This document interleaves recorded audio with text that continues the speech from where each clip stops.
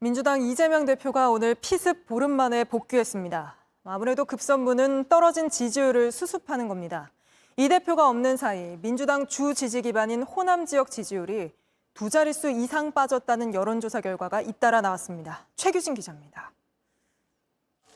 국회로 출근한 이재명 대표는 자신에게 주어진 책임을 다하겠다며 복귀 소감을 전했습니다. 곧바로 최고위원 회의를 연 뒤 이번 총선이 정권 중간평가이자 권력 심판 선거라고 규정했습니다.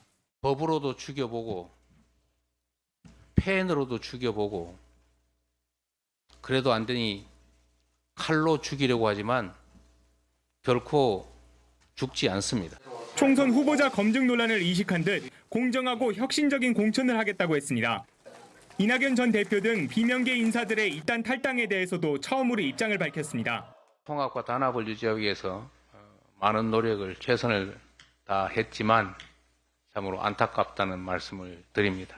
하지만 이 대표 앞에 놓인 상황은 피습 사건 전보다 더 나빠졌습니다. 전날 나온 여론조사에서 국민의힘과 당 지지율 격차가 오차범위 내에서 겨루고 있고 당 핵심 기반인 호남에선 전주에 비해 20.5%포인트 떨어진 것으로 나타났습니다. 지난 주말 발표된 여론조사에서도 13.9%포인트가 떨어진 것으로 나타나는 등 잇따라 호남 지지율에 빨간불이 들어온 겁니다. 최근 민주당 내 공천 논란과 계파 갈등 이슈 등으로 이 대표 체제에 대한 피로감이 길어진 게 아니냐는 분석도 나옵니다. 민주당 한 의원은 당내 논란에 실망감이 반영된 결과라며 신당의 일시적인 상승 효과까지 겹쳤다고 평가했습니다.